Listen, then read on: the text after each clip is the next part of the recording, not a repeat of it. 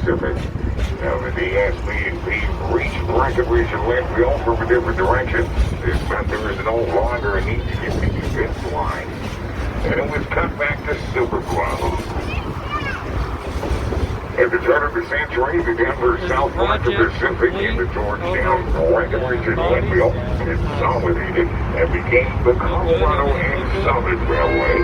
The name of this line would carry until its abandonment in 1939. Needed supplies to the mountain communities, and in turn the railroad took the rich gold and silver ore back to the Denver and Gold mills to be processed. This continued until 1893, when the Sherman Silver Purchase Act was repealed, with silver no longer backing our currency. Mining for it was no longer profitable. And at that time, tourism took over as the main source of revenue for this railroad. The fame of the Georgetown movement spread throughout the country and even the world as a scenic and engineering marvel of the 19th century.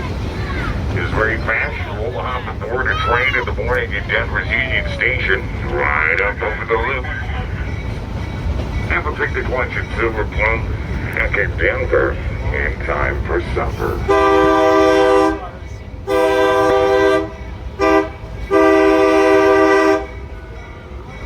Between the years 1905 and 1918, many tourists continued to ride west from Silverbloom aboard another railroad called the Argentine Central. The Argentine Central moved up Mount McClellan to the mining town of Waldorf and then on to the peak of Mount McClellan at an elevation of 13,500 feet.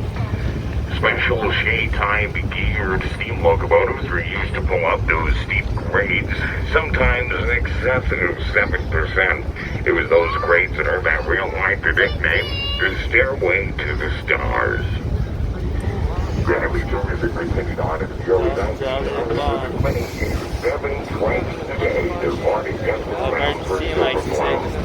However, in the 1920s, the automobile on the scene was long before most people preferred that mode of transportation. Passengers on the line began to dwindle, and the railroad ended up having discontinued passenger service in 1927. They did continue oversee the Double Key High Bridge, and maybe even the opposing train approaching the bridge. What makes the high-fill curve so impressive is the fact that all the dirt underneath the rails in this curve was brought in by wagons or wheelbarrows, and it took 4 separate summers just to complete this curve. Now this is a narrow gauge line on today just as it was originally marketed. Most railroads in the United States, like Amtrak and Union Pacific, use what's called standard gauge. This is where the rails are 4 feet 8.5 inches apart. And our measurement dates all the way back to ancient Rome, 4 feet 8.5 inches. The perfect width for a winter to cut in the mountainside. If you look closely at the rock retaining walls that will be on either side of the train, you'll notice there's no cement or mortar holding these walls together. That's because they were built by Cornish and Welsh miners in the 1800s through a method known as dry stoning or dry stacking. The walls are held up by friction and gravity alone, a silent testimonial to the skill of these workmen, as they required little to no maintenance over the past century, and the metal retaining bolts you see were only added after the construction of Interstate 70 simply to ensure the wall stability. As we pass by our line to your stop, if you look to the left-hand side of the mountain, now that'd be the portal to the Everett Mine. The case eventually went to court, but the Everett Mine went to the right to that particular pending silver. The Licorice Valley produced around $200 million worth of silver in the heyday of the mining era. And if you think that's impressive, well, that's in 19th century dollars. Inflation in today's money now seems closer to $9.5 billion. It was all that silver production that earned Georgetown the nickname the Silver Queen of the Rockies. We'll now be pulling into a siding at the site of the Hall Tunnel. The Hall initially started out as a transportation tunnel. The idea was to go through the Leavenworth Mountain to the mining town of Waldorf, I mentioned earlier. However, before reaching Waldorf, about 1,200 feet into the mountain, they plowed head-on into one of the richest unclaimed silver veins in the area. All their silver caused them to lose interest in being tunnel builders, and they decided to become miners instead. The stone line tracks we're parked on is the entrance to the Hall Tunnel. The rusty piece of equipment on the stone foundation is an Ingersoll-Rand steam-powered air compressor that supplied air to the tunnels that dug this mine. The larger stone foundation just to the left of the air compressor would have been the old boiler room, and on the back wall, you can still see the old coal chute.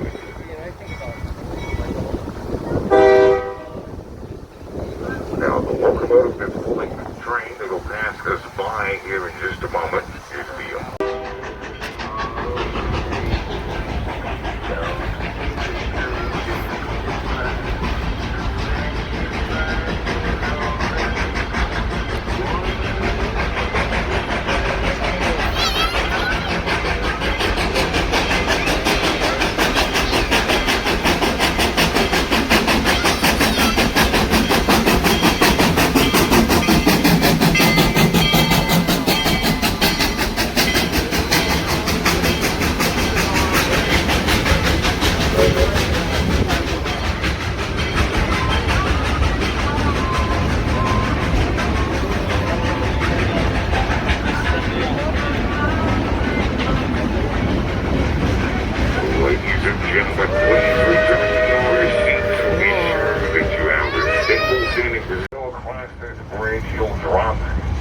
elevation on this bridge alone. To the west, you can see our Devil's Gate Station. That's located in the center of the Georgetown Loop. To the east of the Georgetown Valley. Once we get a ways out over the bridge, we'll be 100 feet above Clear Creek.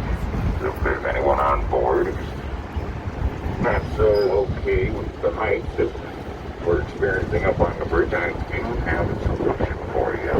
Look down on the floor of the car you're in. You'll probably be able to find a small pebble. Pick it up. Roll it between your fingers. And just saying.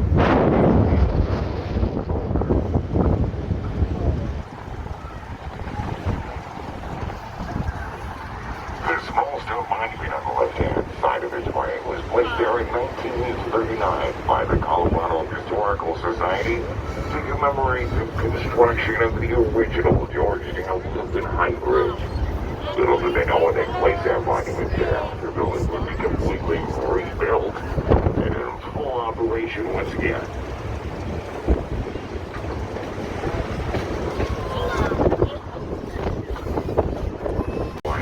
We've used 3.5 miles of rail to get here. It was to reach the station was off 450 feet elevation since leaving Silverbloom.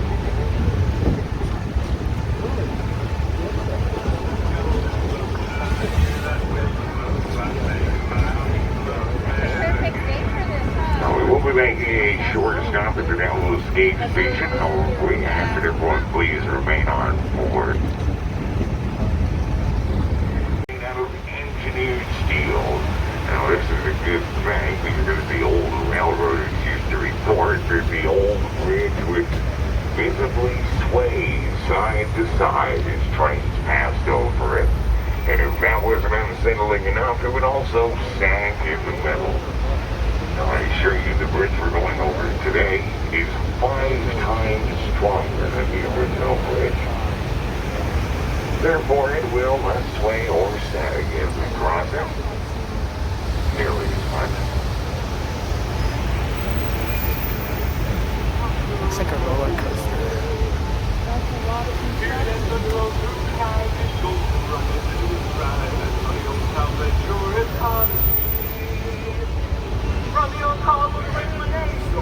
Historical Society now planning their Interstate 70 on a route higher than originally intended along the hillside of Blue Creek Valley. We see it today, thus assuring the preservation of the loop's original path. At the same time, growth along Colorado's front range of the Rockies began to prompt interest in the mountain towns to the west. Georgetown and Silverbloom reawakened as their citizens rallied. And finally, the Historical Society began rebuilding the railroad starting in Silverbloom in 1973.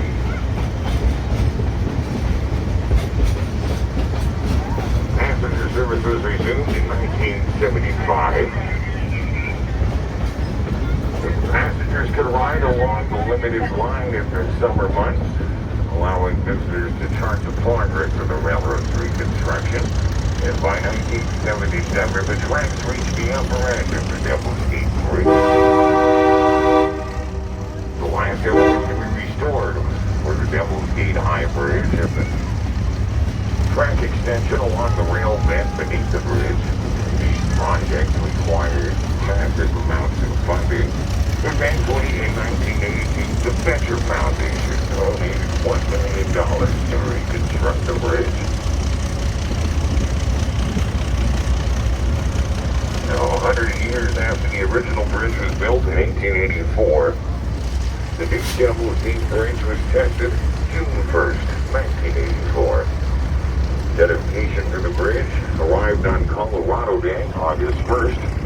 And Governor Richard Bland dedicated the bridge, and then attendees boarded two trains for the inaugural ride over the revitalized bridge. Ladies and gentlemen, this is now the 35th year of train operation here at the rebuilt loop. And we're going to pause on the high bridge this time around to allow you to further photograph the beautiful scenery we have from this viewpoint. Although we have one specific photo opportunity in mind, about a third of the way up the canyon.